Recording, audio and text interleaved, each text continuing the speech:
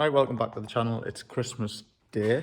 It's probably the only day that I don't have any customers' cars in, so I thought I'd come work on the Z, get the spark plugs in, get the injectors on, and then that's out the way, and it's not blocking the ramp. Just, why not? Why not do it on Christmas Day? But fuck it, let's get on. Right, so the first thing we need to do, obviously we've got odd filters, was just to move it around in the shop so we can still drive without it sucking anything in. You've got to get these MAF sensors off. Well, ideally got to get the whole intakes off, but MAF sensors first. Sorry, it is absolutely freezing in the garage.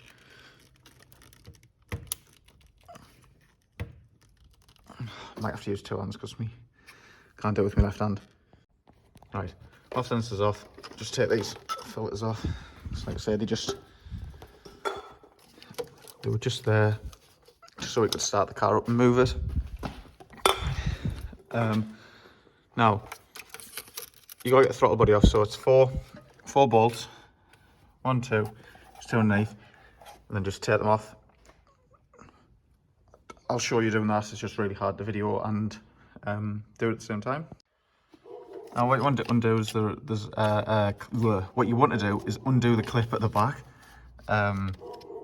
It is just a clip, just some clips, and then undo the 4 bolts on the throttle body.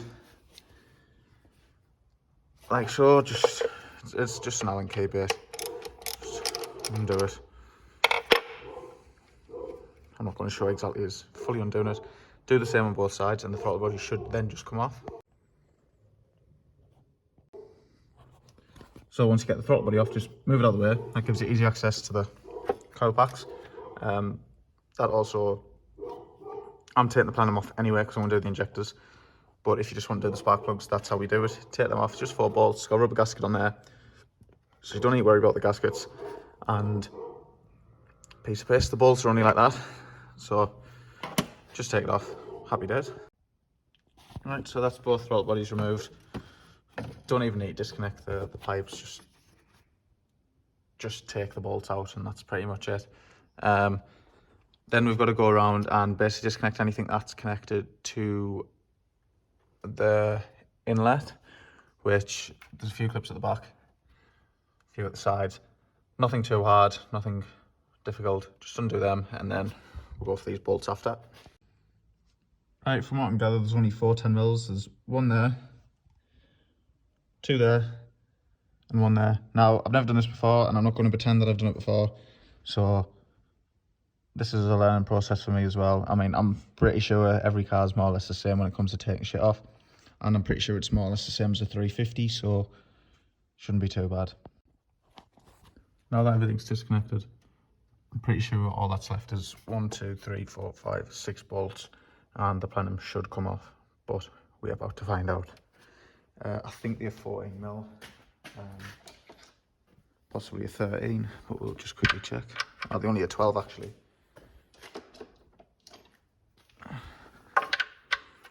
12mm, and then just go along and undo them.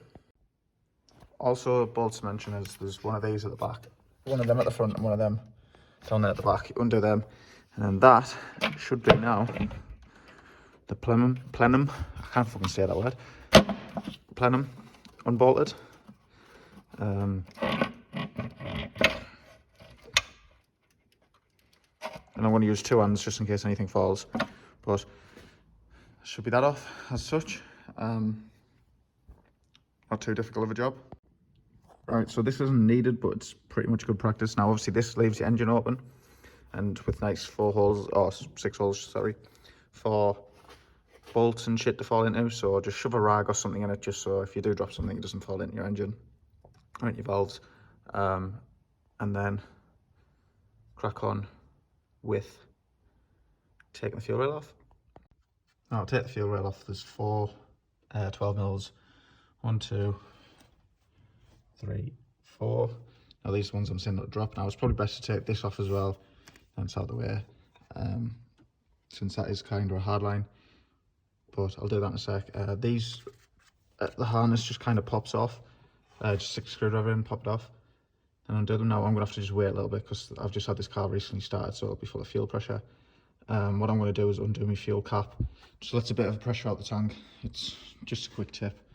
But really that's not the best way to do it, but it's a fast way of doing it and I don't care getting a bit of fuel on it. So once you've got the fuel rail off, which just takes a good bit of tugging, like, I'm not going to lie, then you'll be left with this. Now what I've already done, I've already took a few injectors out. They've got these little clips on that just sort of unclip as such. Put them next to them. That was me just testing out to make sure our new injectors, which are 1000cc Bosch, are the perfect size, which they are. And then what I've also got is these adapters, so I don't have to plug them in, so these just clip in. And then that just clips straight into the new injector. Easy peasy.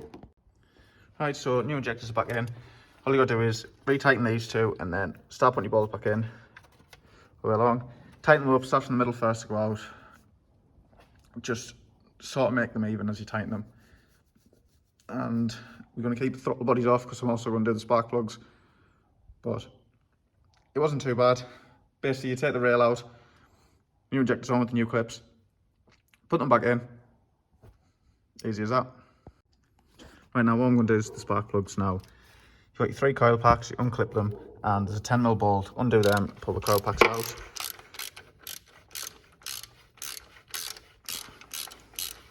I've had to undo this just because it was in the way, the sensor at the back was in the way.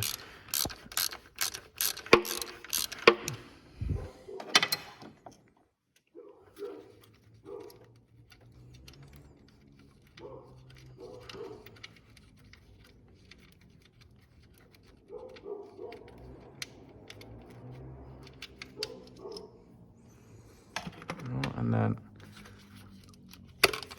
take your coil pack out, which again, this little sensor's just in the way on for me. It won't be on your OEM one. Coil pack, and there you go, you've got access to spark plug. Then, obviously I'm not going to show them for all, just repeat for all 6, get new spark plugs in, put your coil pack back in, tighten it up. Easy. Just to show in the video, I'm using these HKS spark plugs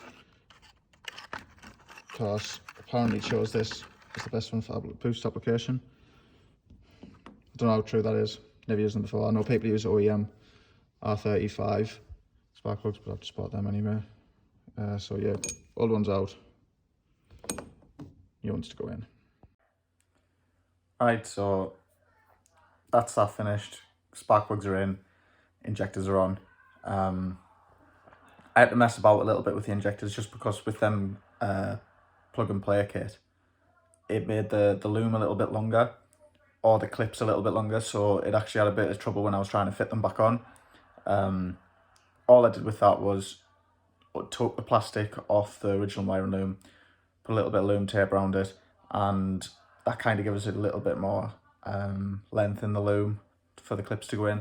So once done that, that was pretty much easy. Our next few videos are literally just going to be the intercooler pipe work to the front, the exhaust fitters, and probably the tune.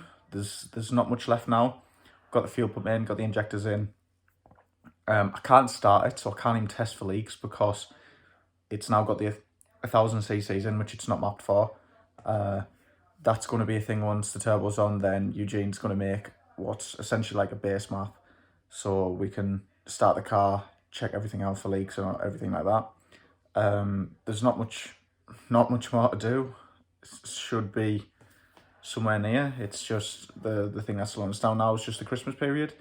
Hopefully once everyone returns to work, then we can get the fabricator back in to finish off the exhaust, get the tips welded on, and it's done. So keep on following our videos, give us a like, subscribe to us on YouTube, follow our page, tacticalracing.com.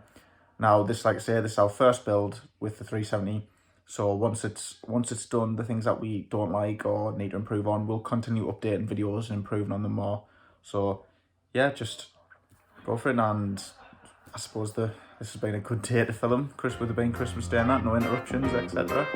So yeah.